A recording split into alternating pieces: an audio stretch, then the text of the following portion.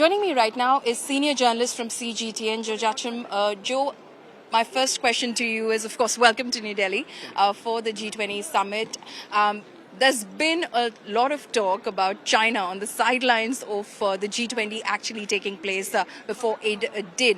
A lot of questions as to whether China is on board with certain concerns. You know, these days people are talking about Ukraine crisis. Actually, I think it's been hijacked, and this is actually in a context of ideological confrontation. So we know that Ukraine crisis has been caught China in between, and actually China has been put in a camp with Russia just because the two countries are neighboring countries and they have this strategic comprehensive partnership. So that does not necessarily mean that China is supporting the conflict, and China has been very clear and stressed a lot of time that China wanted to bring the two sides to the peace talks, and China respect the UN-centered system, which is actually emphasizing the territorial integrity and sovereignty, which China will take care of its own Taiwan questions on the same page. So aside from that, I think we don't need to put the tensions, put the conflict on the agenda. That's also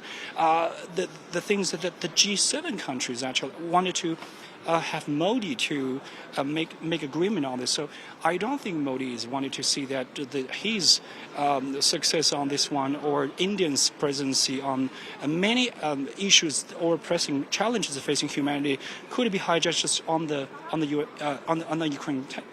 Ukraine crisis. So I think that's the point that I want to make. Okay, so the Chinese sense, if I understand this correctly, is that the Ukraine-Russia conflict shouldn't, in a sense, hijack the substance of the joint communique.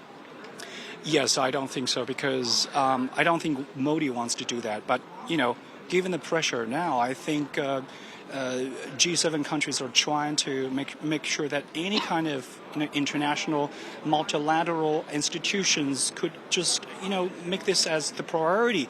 But we have the food security issues. We have there are many ongoing conflicts in the world. So, but I think for the developing nations, I think the most important factor is just because I think challenges are facing these developing countries, and the economic recovery are really the formidable one for those. I think this is the priorities, and this is a different agenda for the developing countries. So I think Modi wants to make sure that the world can be focusing on that. That's the reason why China or other developing countries, or mechanism within the BRICS mechanism, wanted to make sure that we have we can be free from the U.S. sanctions or these technology monopoly in the North, and we actually wanted to because China has proved itself that it can help alleviate poverty, and this is also the common issues for most of the developing nations. And I think inviting African Union to the family is one strong signal that we wanted to get back on the track for the humanity development, and we don't want it to still be enclaved in this camp of the Cold War mentality, which is I think the Western countries or the U.S.-led NATO wants to see, and we don't want to be dragged to their own agenda. We have our own agenda here. Okay. So do you believe that the Western agenda as such has somehow imposed itself on the G20 and the G20 agenda? Again? The Western agenda, do you think somehow has overshadowed and imposed itself on the G20 agenda? What the West wants, basically? It's already on the agenda, because what we are discussing here is about the Ukraine crisis. Yes, of course, I think it's been overshadowed. Those kind of economic forum or economic dialogues for over almost 2 years. I would say I went to Kyiv, I went to Ukraine.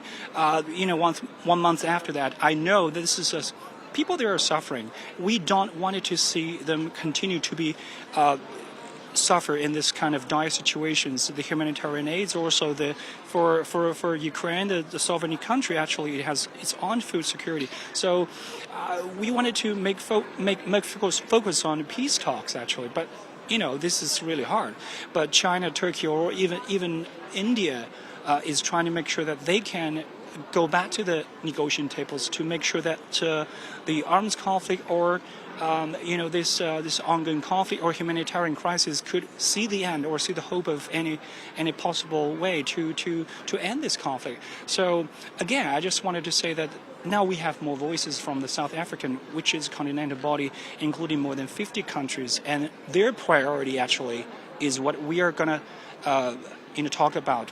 This is about not only the climate crisis facing all of us. We still have poverty issues. We still have those loss in the progress of the Sustainable Development Goal, which is the UN chief is actually trying to emphasize during this one. And at the same time, we need the reformed and strengthened multilateral institutions or reforms. And that is also the slogan or the banners that we've seen here across New Delhi. And this is, I think, the more important things that we wanted to discuss. Zhou, thank you so much for speaking to India today and giving us a perspective of things from Beijing.